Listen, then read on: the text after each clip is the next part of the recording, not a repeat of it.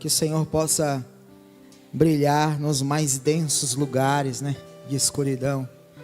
E que essa luz venha nos trazer segurança. Amém? E direção no nome de Jesus. Quero compartilhar com os irmãos uma palavra no nome de Jesus Cristo. Quero convidar você a abrir sua Bíblia no livro, segundo escreveu Marcos, no seu capítulo de número 7. Marcos, Evangelho segundo escreveu Marcos, capítulo de número 7. Amém? Louvado seja o nosso Senhor.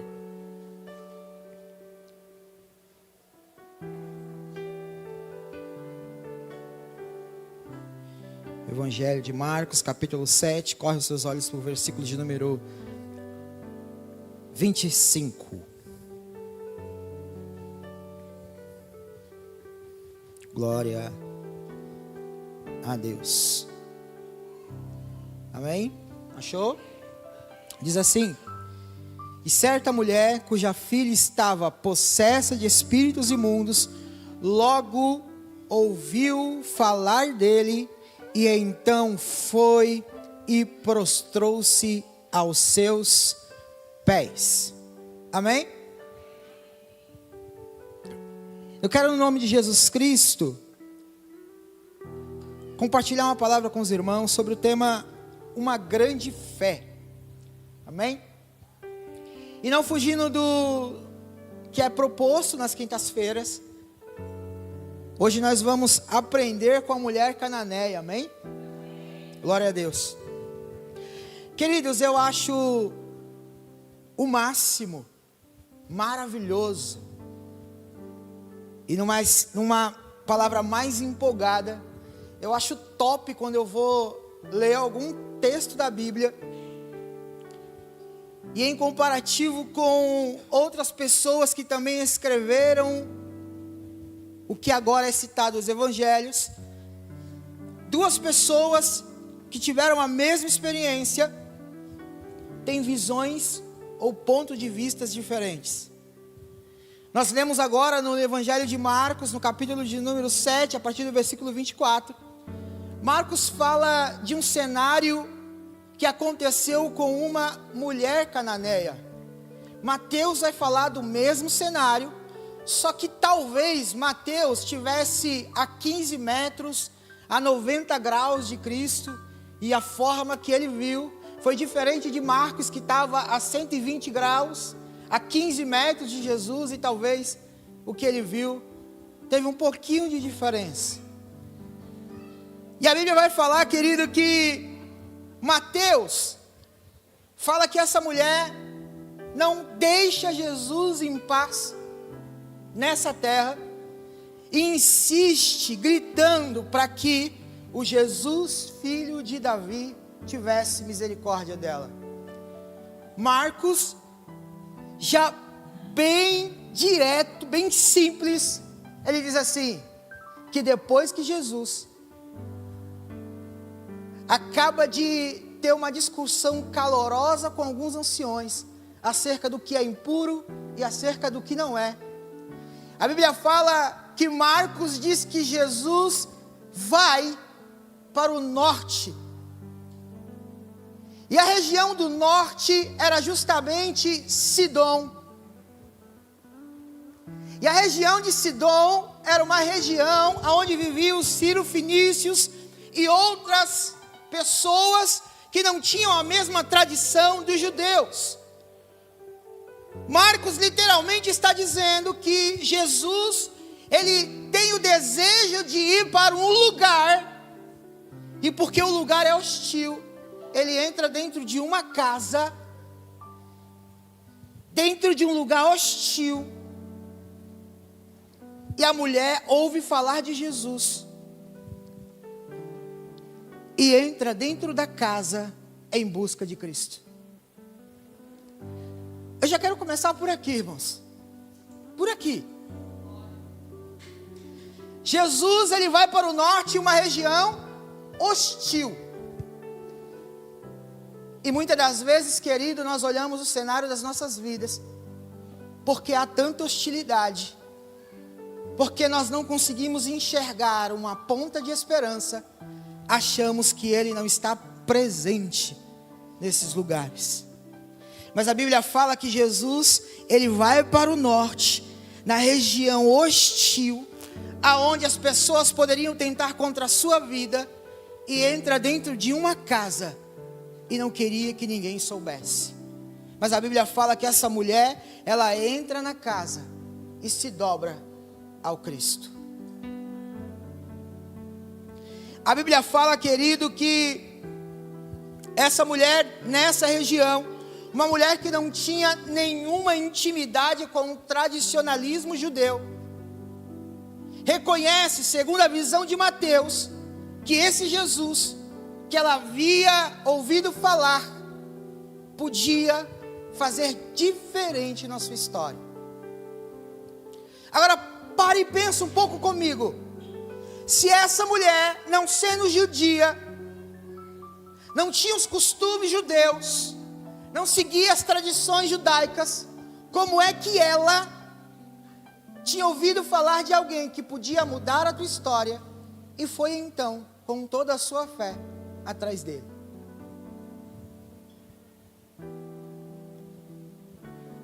Para pensar. A região era hostil para os judeus, mas alguém que se dizia também Ciro Fenício, se fosse visto como um judeu, em principalmente se lançando aos teus pés, também estava em risco. Mas mesmo assim, ela decidiu que Jesus podia mudar a sua história. Essa região, agora para nível de conhecimento, e de quem sabe talvez criar uma possibilidade na mente, é a mesma região que Deus retira a palavra de não chover e ordena que o profeta vá até a casa de uma mulher. É a mesma região que talvez tivesse sido regada por um milagre e que foi alimentada ao decorrer do tempo, e agora viera a florescer na vida dessa mulher. Mas quem era essa mulher? Uma mulher que tinha um problema dentro da sua casa. E qual era o problema? Ela tinha uma filha que se encontrava com um problema seríssimo, em que ela mesma testifica, dizendo que estava endemoniada. Olha só o cenário dela. Ela tem um problema dentro de casa, sua filha está endemoniada, e essa menina também não podia se socializar. Quem observava a tua história, a tua vida, a tua casa, não conseguia entender o como, talvez. Talvez dentro do coração daquela mulher havia vergonha, frustração. Talvez dentro do interior dela havia uma necessidade muito grande de se socializar. Mas se quem estuda um pouquinho do período judaico e desse período antigo entende que essas pessoas geralmente não tinham uma vida social. E o ser humano foi criado para ser coletivo e não singular. Deus, quando cria o homem, Ele cria o homem para viver em comunidade. Eu acho legal que o Asaf começou aqui o culto dizendo: olhe para o seu irmão. Está vendo? Ele é você. Ele é o seu braço, a sua perna, não foi isso? Ele é o seu braço, a sua perna. E Deus criou a mim e a você para viver esse coletivo. Só que aquela mulher, ela talvez não podia viver esse coletivo. Quanto mais ela se isolava, mais ela sofria. Quanto mais o tempo passava, mais ela radicalmente sentia essa necessidade. E posso te falar, vou tomar alguns adendos do culto que se antecedeu, os cultos que se antecederam. Talvez essa mulher já estivesse perdida há muito, sem saber para onde ir e o que fazer. Sabe o que acontece, querido? Quando nós estamos perdidos, a verdade é que esse sentimento nos isola. E quanto mais isolado, menos dentro do corpo você fica. E quanto menos dentro do corpo você fica, menos edificado você é. Consegue entender um pouco do como aquela mulher estava? O como seu coração apertava, o como seu coração vivia preocupado. Mas a Bíblia fala, querido, que aquela mulher ouve falar de alguém chamado Jesus. E talvez, querido, ela não ouvia assim: conhece Jesus, Jesus faz milagre. Talvez ela não houvesse falado um Jesus que apenas fazia milagre. Porque Mateus vai dizer que ela bradava ou gritava repetidamente: Jesus, filho de Davi. E o porquê Jesus, filho de Davi? Só quem chamava Jesus do filho de Davi era quem tinha o conhecimento histórico de quem ele era. Aquela mulher só não ouviu falar de alguns milagres que Jesus fizera. Mas talvez a Bíblia, ela não me permite ir a tão fundo, mas a minha mente cristã e de filho de Deus permite. Talvez aquela mulher ouviu falar que Jesus fazia milagres. E ela foi perguntar, se informar: quem é esse Jesus? E alguém com mais informação que ela sentou com ela e falou: Jesus, esse aí que está fazendo milagre é a descendência de Davi. É o que carrega, e todos acreditam, a promessa de que seja o Filho de Deus. Mas que Deus?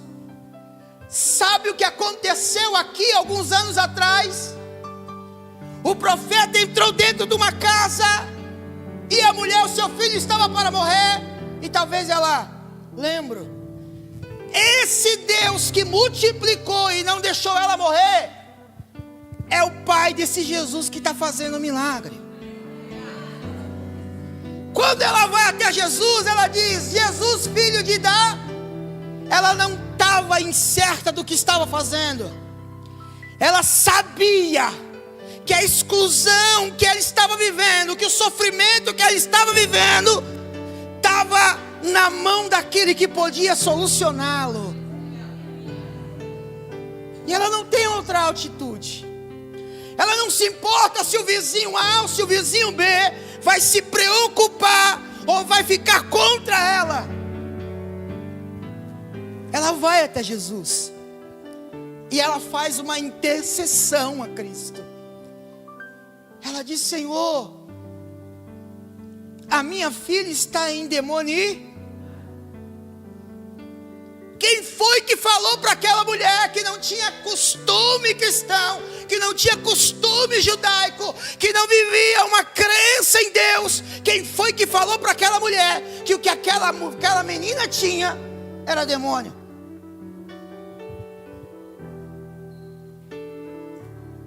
Ela foi até Cristo e falou: a minha filha está possessa de demônios. Sabe o que acontece, querido? Muitas das vezes nós nos relutamos e demoramos tanto tempo para sair do estado em que estamos, porque de fato não reconhecemos o nosso estado e a raiz do nosso problema. O ano virou, sabe o que Deus me disse?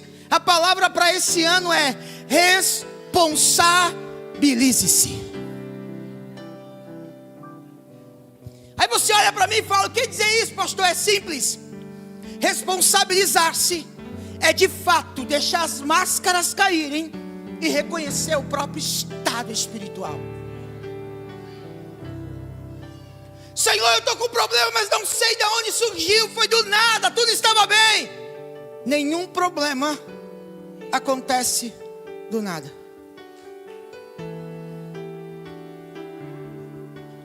Nada fica feio do nada, irmão. Não, pastor, mas a Bíblia fala sobre Jó. Estava tudo bem, de repente o Senhor liberou ele. Estava tudo bem, nada. Jó intercedia por pecadores. E quando o Senhor disse assim: permito, Satanás só veio tirar o que era dele. Pessoas que estavam em pecado. Nenhum problema acontece do nada. Os problemas têm raízes. E muitos, ou na sua maioria, moram dentro das nossas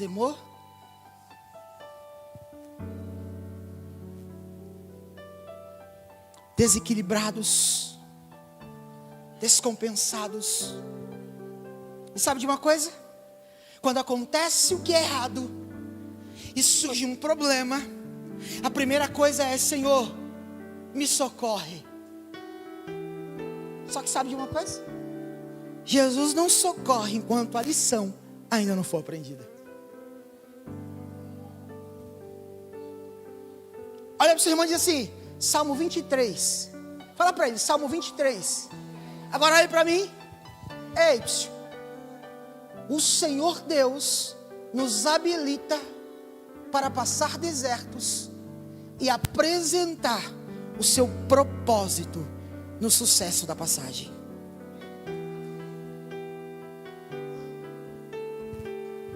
O nosso maior problema como ser humano é não sentar e analisar aonde foi que nós caímos.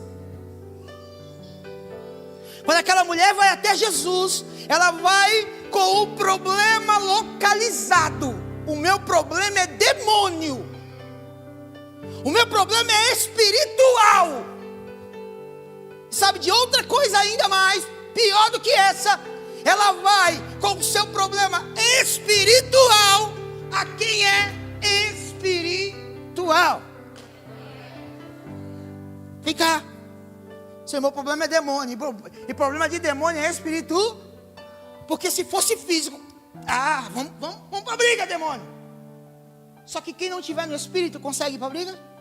Não vai. Ela sabia que o seu problema é espiritual. E foi até Jesus, porque Jesus era a quem ela tinha ouvido que era espírito. Oh, meu Deus. Tem um problema espiritual, vamos resolver da forma física? Não vai. Você só vai piorar a coisa. Porque a tendência de um problema espiritual, quando é imposto mãos físicas, é piorá-lo. Quando o problema é espiritual, nós temos que ir com ferramentas espirituais. Porque senão volta de novo. Causa mais problemas piores do que esses. Sabe de uma coisa ainda mais triste? Que a Bíblia vai falar, querido, que uma casa possessa de demônios, o Senhor vem e Ele limpa, mas Ele não toma posse do lugar. Já viu isso? O faxineiro entra dentro da casa, deixa a casa um brinco, mas ele não toma posse do lugar. Ele vai embora. A Bíblia fala, querido, que os demônios que foram expulsos dessa casa, em lugares áridos, pensa consigo: voltarei para a minha, e não vou só, chamarei outros. Entende isso? Não dá para entregar a vida a Cristo só esperando que Ele entre e limpe. Você tem que de fato entregar a chave para Cristo. E Ele vem. Aquela mulher vai até Cristo, reconhecendo de fato a origem do seu Sabe quem não sabe quando erra? Uma criança. Quando a criança erra, ela não sabe até reconhecer de fato e amadurecer as tuas faculdades mentais. Se ela não for corrigida, ela vai continuar praticando aquilo como se para ela não fosse um problema. Mas quando uma criança é ensinada, aquela criança, ela absorve o que é certo e o que é errado, as tuas atitudes e os teus conceitos, e ela vai amadurecendo. Então quem é que não entende quando erra? Criança. Agora, quem tem compreensão dos teus erros? Aquele que está em estado de maturidade em avanço. As pessoas falam assim: você precisa amadurecer. Mas eu tenho uma novidade para você. Você precisa entender que o amadurecimento, ele é contínuo. Quem para de amadurecer vai ter problemas continuamente.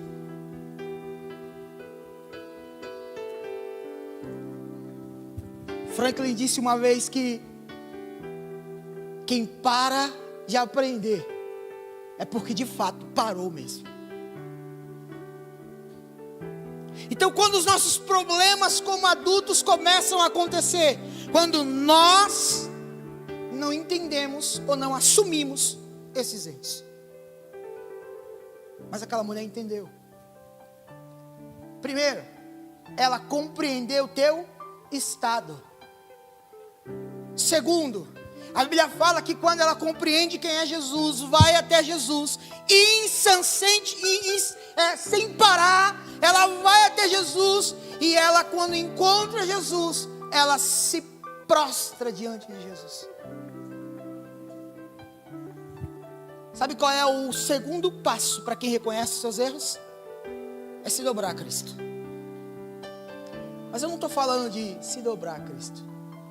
Eu estou falando de se dobrar a Cristo. Porque às vezes, querido, a gente fala assim: o Senhor Deus é o meu Deus e único Deus. Só que a gente está que nem aquele pessoal que o Senhor Deus falou em Mateus 15. Esse povo me honra com os lábios. Sabe o que é honrar a Deus com os lábios? É talvez fazer parte de uma comunidade como essa e não ter o compromisso com essa comunidade. É talvez fazer parte do corpo de Cristo e não se compromissar com o corpo de Cristo. Você vai continuar falando: eu sou o filho de Deus. E Deus vai continuar repetindo o silêncio que tanto te agonia. Porque Deus não espera os teus lábios, Deus espera o teu interior. Quando aquela mulher se prostra na presença do Senhor, aos pés do Senhor, ela de fato está dizendo: Senhor,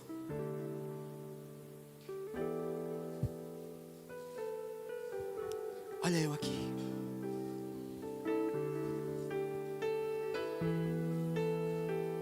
Sabe que tem hora que a gente faz isso também?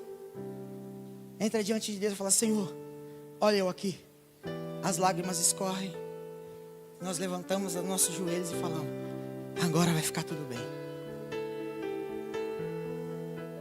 Só que deixa eu te falar, o Pai conforta, mas para que a coisa mude de figura, você tem que entender o porquê. Tem que entender o porquê. Tem que compreender qual é o próximo passo.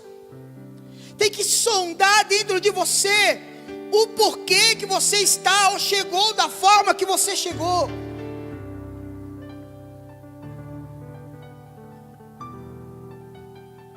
Spurgeon diz que uma pequena fé te leva para o céu.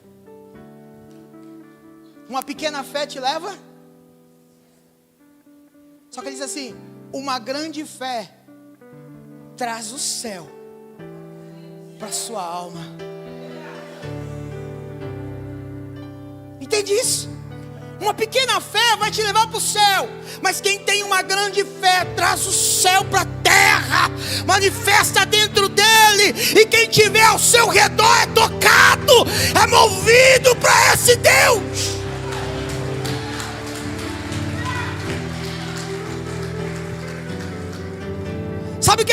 acontece, querido, quando você manifesta uma grande fé? Você começa a incomodar quem está ao teu redor. Sabe o que os discípulos disseram segundo a visão de Mateus? Senhor, mestre, atende essa mulher porque a gente não aguenta mais. Por que a gente não aguenta mais? Ela tem uma grande fé, está nos incomodando esses gritos dela. Sabe quem não compreendeu? E talvez você fale, nossa, que chato. Sabe quem não compreendeu? É quem estava do lado de Cristo compartilhando o céu. Querido, olha para o seu irmão. Está olhando para ele? Fala assim, olha, não se segure e nem queira me segurar. Vamos entrar juntos e vamos entrar na presença de Deus de mão dada.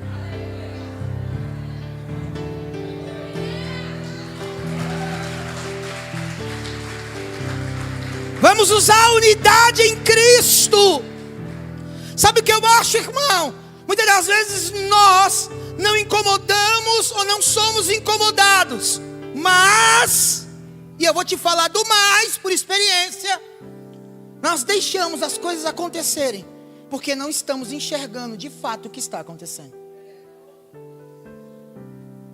E falar porque está te incomodando, ou não se incomodar e não falar porque você não está vendo, porque você não é espiritual, também é o mesmo problema.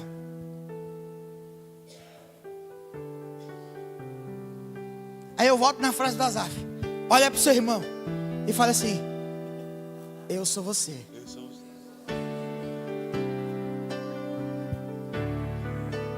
E ele nem sabia que eu ia falar isso hoje.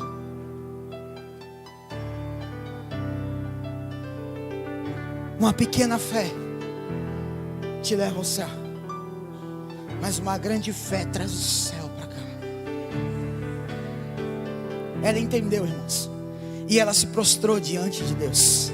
Ela se prostrou diante de Cristo. E eu quero te falar uma coisa, querido. A necessidade, muitas das vezes, que nós passamos, nos leva ao lugar de oração. E quando nós estamos lá, nós começamos a orar. E essa necessidade faz com que nós oramos por nós mesmos. Sim ou não? Mas o amor não faz eu orar por eu mesmo. O amor faz eu orar pelo próximo. Aquela mulher tinha um problema com ela? Sim ou não? Não. Onde estava o problema? A filha dela. Quem tinha que pedir? Mas quem estava pedindo? O que levou ela a pedir? O A. O que levou ela a pedir? O A. A necessidade faz você orar por você mesmo, mas o amor te faz interceder por quem precisa. Ela podia ter entendido e guardado para ela, mas ela entendeu e quis usar como interceder. Tem misericórdia da minha filha, porque ela está possessa. A Bíblia diz, querido, que o Senhor, o nosso Deus, o nosso Cristo, vira para ela e diz assim que não é mister, não é válido que eu tire dos filhos e dê para os cachorrinhos. Algumas tradições vai dizer que, tradições e traduções, vai dizer que a mesma palavra era usada para animais de estimação. Então Jesus estava dizendo, em outras palavras, não é válido eu tirar dos filhos, da boca dos filhos, e dar para os animais da casa. E a Bíblia fala, querido, que aquela mulher, ela não se incomoda com isso. Ela diz: Senhor, mas também é válido que os animais da casa comam do que cai da mesa.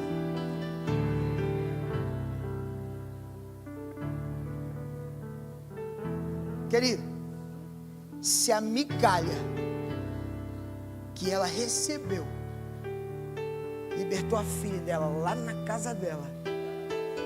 Imagine quem senta na mesa.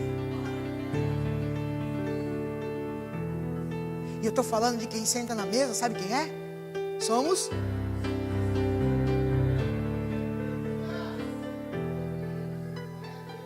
Mas sabe o que acontece, querido? Quando nós não assumimos os nossos erros, nós sentamos na mesa e não enxergamos o que está posto na mesa. A arrogância que a gente ainda insiste em alimentar nos impede de enxergar o que está na mesa. Agora, quem usa óculos vai se identificar. Se eu tirar o óculos aqui, irmãos, a coisa fica tudo embaçada. E eu posso até enxergar um colorido em cima da mesa, mas eu nunca vou conseguir identificar.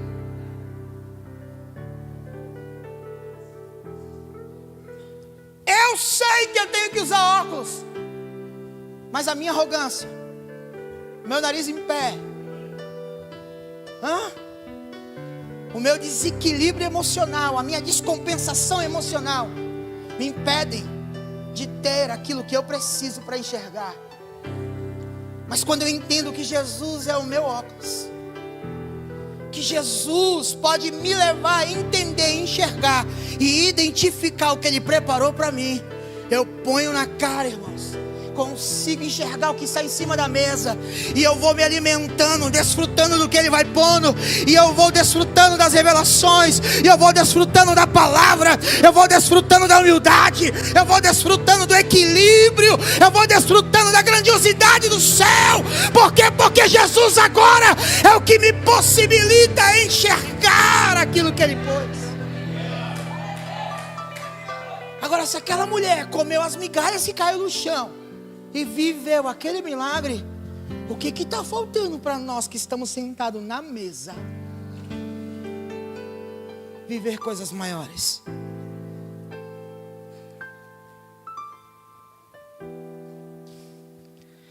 A mesa é um lugar de grandiosidades. Eu falo muito da mesa, irmãos. E sabe de uma coisa? Eu tenho que declarar algo para você. Eu tenho sentado pouco à mesa. E só quem vive de pertinho comigo. E vou te falar, não é fácil viver comigo não, irmão.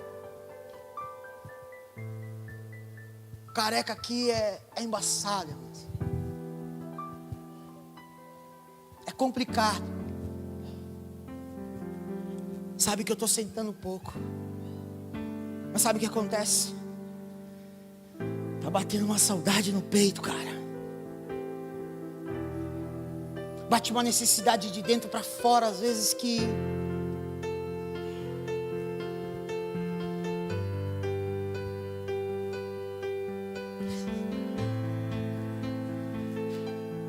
não sei como é que você consegue viver tão afastado da comunidade.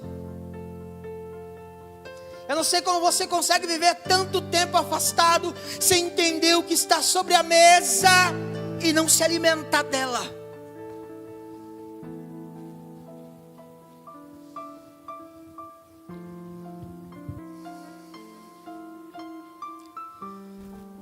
A fé que promoveu as migalhas também promove o que está sobre a mesa.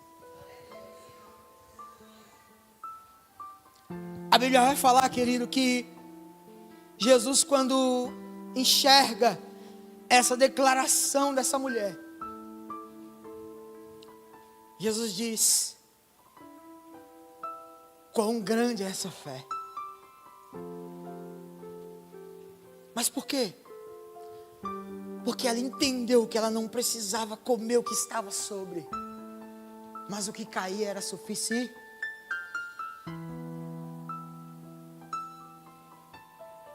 Será que você entende o que é suficiente para você? Quando nós compreendemos o que é necessário, o que é suficiente, de verdade, a nossa história começa a mudar. Nossa vida começa a ter outro sentido. Sabe, querido, nós estávamos aqui na reunião ontem, anteontem, terça-feira. E o bispo falava algo e Deus falava muito forte comigo em relação a uma frase só, um trechinho da Bíblia. Estava até aqui na hora da oferta. Mateus: buscai primeiro o reino dos céus e a sua.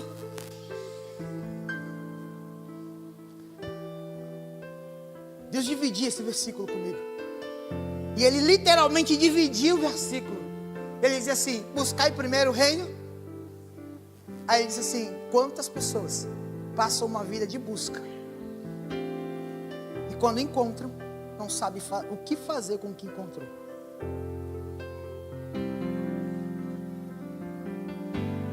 Sabe o que os meus filhos não entenderam? É que buscar implica em encontrar. E aí eu vou um pouquinho mais além do que eu acabei de falar. Tem pessoas que passam uma vida buscando, e quando encontram, não sabendo o que fazer, continuam na mesma vida. Só que na mesma frase está: buscai primeiramente o reino de... E a sua? A justiça está implicada em você. Como assim, pastor? A justiça é o ato de praticar o que se encontrou. Vamos dividir? Eu não posso passar uma vida inteira buscando algo e quando eu encontrar, por justiça, não praticar antes de ensinar o que eu encontrei. Entendeu? Vou falar de novo. Eu não posso viver uma vida inteira buscando e quando encontrar, não praticar antes de ensinar o que eu encontrei. Por justiça em Deus. Sabe onde muitas das vezes nós não encontramos o nosso erro? Quando nós encontramos o que é preciso de fato fazer.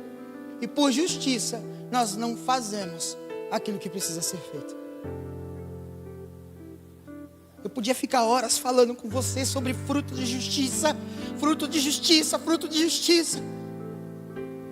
Mas eu quero que em nome de Jesus Cristo, você nessa noite compreenda que a fé implica em uma ação. Eu não sei qual é a ação que você precisa tomar. Porque o ser humano é assim: então qual é a ação? Fala para mim. Mania de pegar a Bíblia e sistematizar a Bíblia. Precisa fazer isso para ter esse resultado. Precisa fazer isso para ter esse resultado. Não!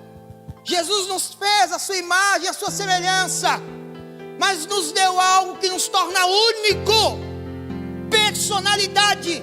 O que eu vivo não é o que você vive. Só vou viver se nós compartilharmos do mesmo propósito. Aí nós vamos trocar ideia. Mas mesmo assim, quando você vai para a sua casa, viver a sua vida, não é o mesmo sistema que eu pratiquei que vai resolver o teu problema.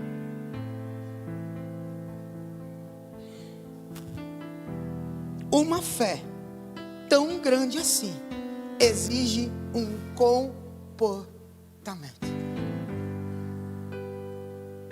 Não dá para viver só em Deus falando.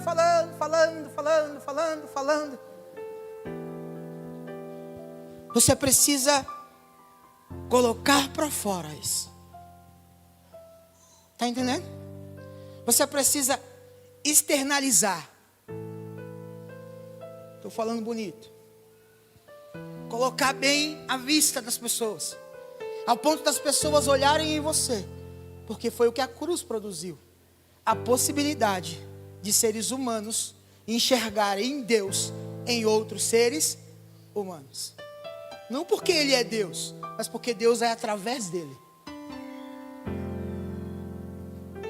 Eu quero que você fique de pé no nome de Jesus.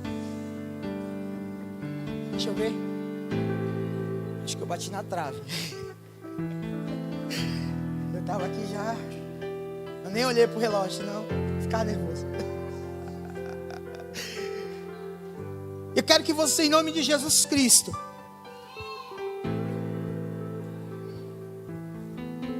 pare para pensar um pouco.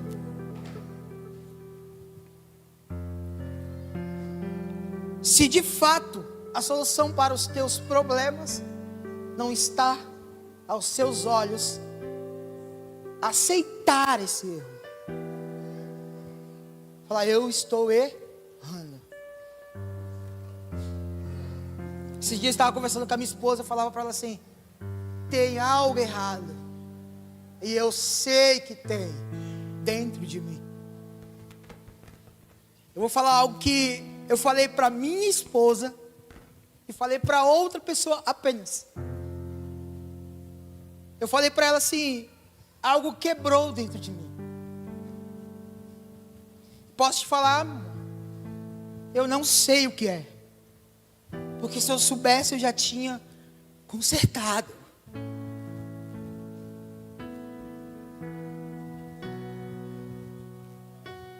E a minha luta maior é entender o que quebrou.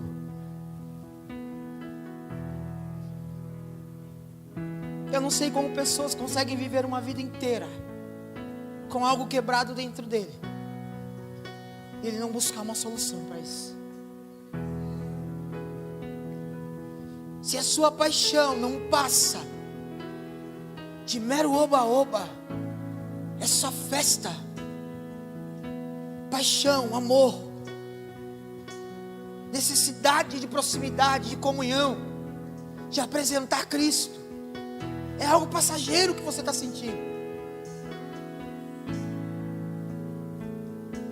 Eu quero entender esse amor, eu quero compreender essa necessidade de se entregar por alguém, de viver o que Cristo falou. Quem não está pronto para morrer como eu vou morrer, não é digno desse evangelho. Sabe, querido, se você não consegue sentir esse amor, eu quero te convidar a vir aqui na frente. Se você não consegue sentir essa necessidade de se entregar por alguém, de abrir mão de algumas coisas suas, e de fazer por alguém, de abraçar alguém, de dar atenção para alguém, eu sei que é difícil de assumir. Como é que eu estou na igreja há tanto tempo? Como é que eu faço parte de uma comunidade e não sinto isso? Tem gente que não, irmãos, porque ele não entendeu o que de fato é amor. Eu quero te convidar a vir na frente, porque o Senhor quer te levar a outro patamar, a outros lugares mais altos. Mas para isso, você e eu precisamos assumir o nosso lugar. Pode louvar.